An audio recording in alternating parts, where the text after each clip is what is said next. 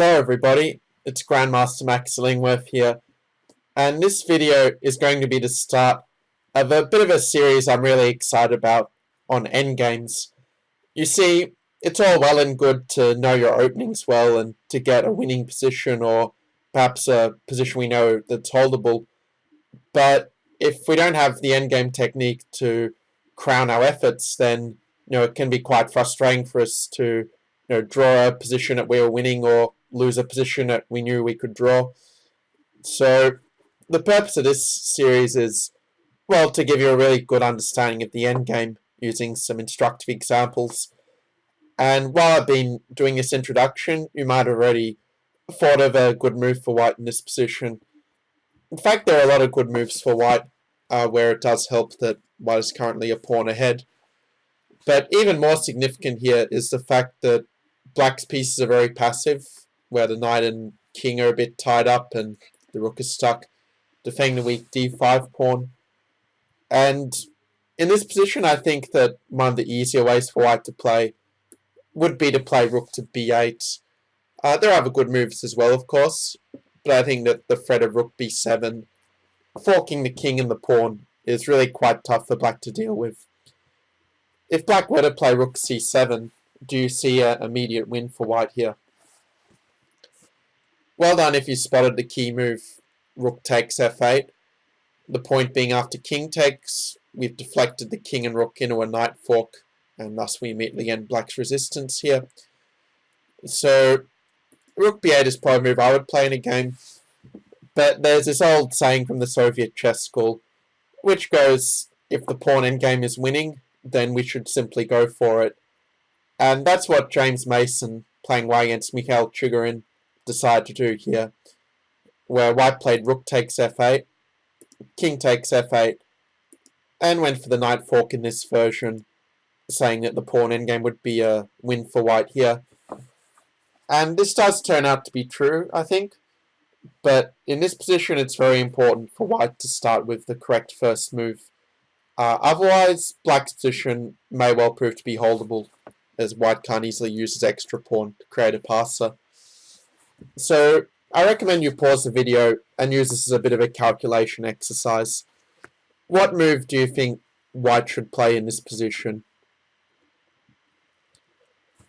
So the move that white played in the game was b4, which we'll get to a bit later, trying to get the d4 square for the king by deflecting the c5 pawn away. The move I would recommend would be to start with king to d3.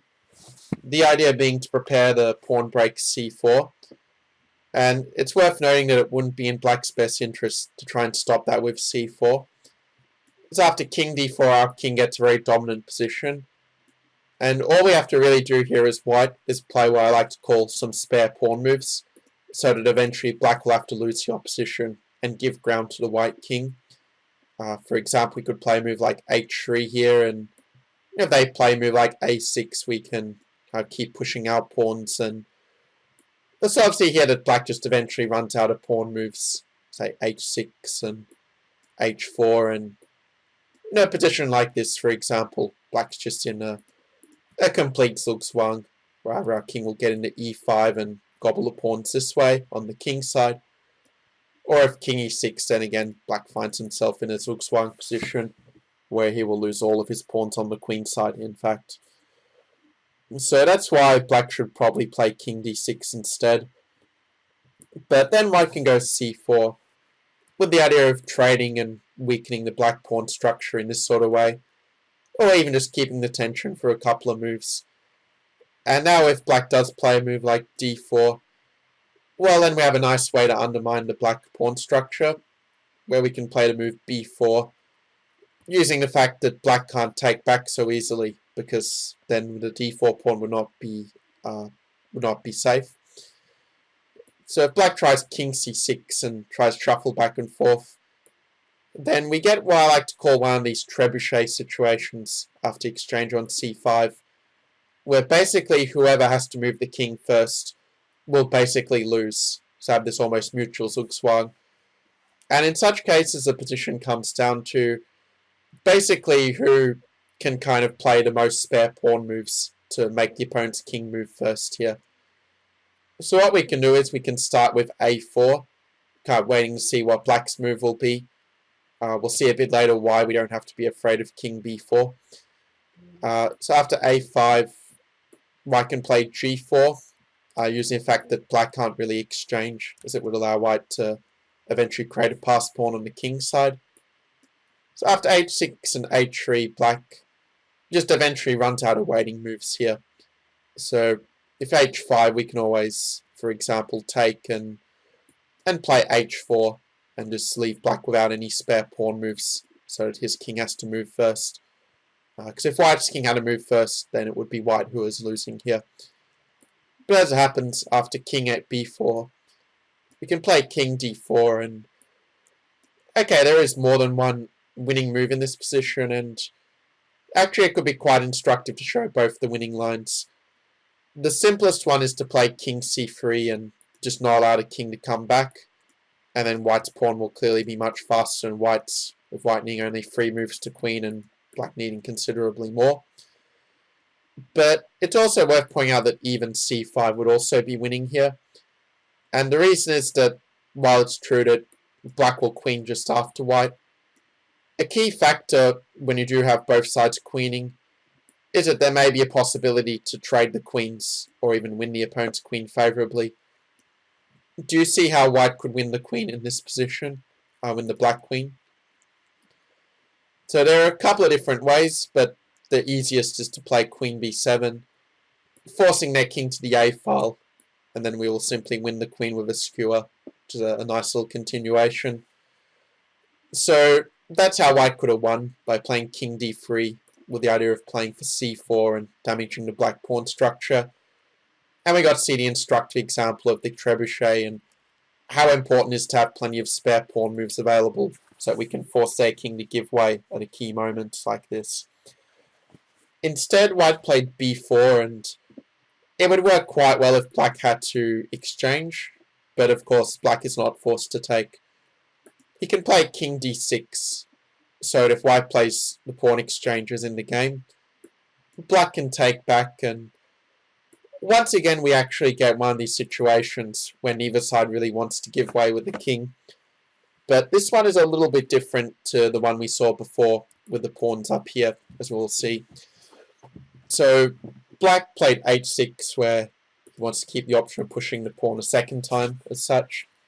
White played g4, trying to use his pawn majority on the king side. So we had h5 and h3. And black played a really nice move in this position.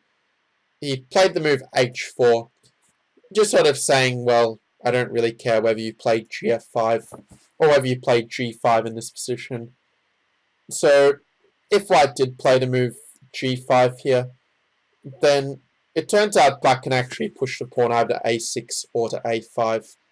And he would actually be drawing in either case in that situation. I don't want to go into too much details because it'll spoil the next puzzle I want to set.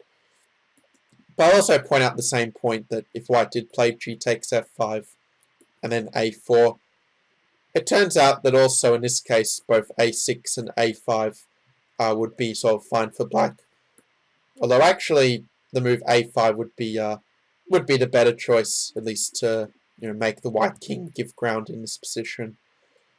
Although it turns out the game saw a third option, with white playing a4 in this position. And this is sort of the key moment actually, where basically black can sort of choose whether to play a6 or whether to play a5. So one of the moves draws for black, and one of the moves loses. It's a common case actually in pawn endgames that one move could just decide the whole game basically. In the game, Chigorin played the wrong move, but what would you play in this position? Okay, I'll show first of all what was played in the game, where black played this move a6, which turns out actually to be a decisive mistake, where we'll see later that black had to play the move a5. And the reason he had to play a5 is that after a5, while it's true that white can play g5 and force the king to give way, black can actually still draw in this position if he picks the right square for his king. So which one do you think black should play in this case? So well done if you chose to move king to c6. It's important to place the king here because we need to keep the opposition, to keep the white king at bay. So after king d4, king d6, the only way for white to make progress, given that he can't advance with the king, is to play c4. But after takes and king c6, it's just a simple fortress where the white king is not able to get to the 5th rank and thus invade the black position, and so the draw is inevitable here. But instead, after a6, white found a really nice move in the move a5, which turns out to be a very important move, just fixing the a6 pawn in place and forcing the black king to give way. Where now if you try king c6, it doesn't really work anymore, as white can play king d4. And here, well, what's the key move to put black in zugzwang in this position? So well done if you found the move g5 here, when either the king will get in this way, or if they play king to c6, well then we can even play king e5, and black will simply have to give way in this position. It's true you could also start with the move c4 here, so that after takes, and black would again have to give ground and either allow the king in this way or this way to the queen side as such. Just for our benefit, we can count the race, where if black does play king c6, we'll go king e5 and basically count the moves. We'll sort of see that in this position here, that it's going to take white only 3 moves to queen his pawn, whereas it takes black 5 moves, so black will simply be a move too slow in this position. Though even if black was queen just after white's extra pawns would still win the game in any case. So to sort of see how this race works, you can even count it from here. It's a useful technique, sort of this counting the race, where you sort of can count that it's 7 moves for white to queen, whereas it takes black a total of 1, 2, 3, 4, 5, 6, 7, 8 moves to queen. And as white is moving first, this is why white wins the race, as our 7 beats 8 here. So let's see how the game played out. Black played king to b5, and after king to d4 and king takes a5, white found a really instructive move in this position. In fact, I think this might be the only winning move for white here. So what's the key move that white played to win the game in this position? So congratulations. I'm guessing that you figured that there was a trap with king d5, and that you chose to move king c5, cutting off the black king so that he can't move back to try and stop our c pawn later. And after king a4, we can now play king d5, knowing that they can't get their king back to stop our pawn, as might have happened if we'd played king takes d5. And after king b6, then it's not as easy to win this position anymore, as suddenly black's pawn is actually no less fast than white's. And if we start with c4, then black can play this move king c7 and kind of make sure the pawn is not going to queen so easily.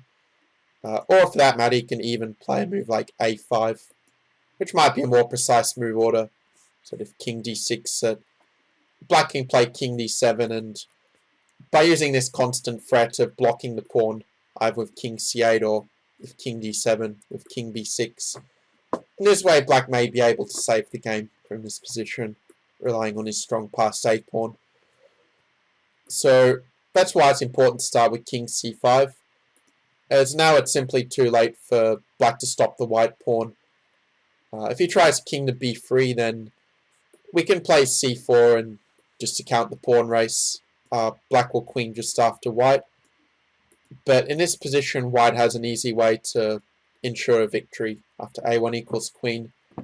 So what's the move here to force an exchange of queens on in a couple of moves? Well done. We can play queen c4, and either they will run into a queen trade like this, or if they play king a3, we can force a queen trade with queen a6, and then have a very easily winning pawn endgame from there. So black tried king b5 instead, but then we had c4, king b6, and Now a very important move to ensure the king can't escape. Have king d6, shepherding the way for the pawn to advance. And now after king to b7, so black's idea is to try and stop the pawn by blockading it one way or another.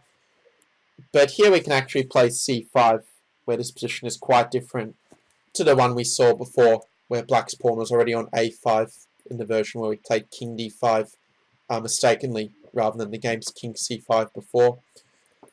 So here a5 would be too slow, as white can simply play king d7, and because c6 comes with a check, it means that white is going to queen the pawn before black can queen his as such. So black tried king c8 in the game, trying to blockade the pawn, but now white has a simple win, which, if you haven't seen it, you may like to pause the video at this point. But here we can simply play king c6 and catch the pawn. After a5, king b5. Black's position is completely lost, and so black resigned at this point. So I realize this is a bit of a long explanation of this one pawn endgame, and the subsequent videos I will probably make a bit shorter. But yeah, well done for making it to the end. I learned quite a lot of valuable lessons. I'd say that probably the most interesting ones, at least in my opinion, are the ones with this sort of trebuchet with the kings, where you can sort of see how to use the spare pawn moves to make the opponent give ground rather than us having to give way. And also, this moment as well was an instructive one. We saw king c5 as a very nice way to cut off the black king so that our pawn can more easily queen. And that even makes a difference, I think, between the win and a draw. So I hope you found this pawn endgame really interesting. I will be sharing a few more pawn endgames later. So yeah, I look forward to seeing your next videos. And if you're enjoying this content, then please subscribe. Thanks for watching, and see you later.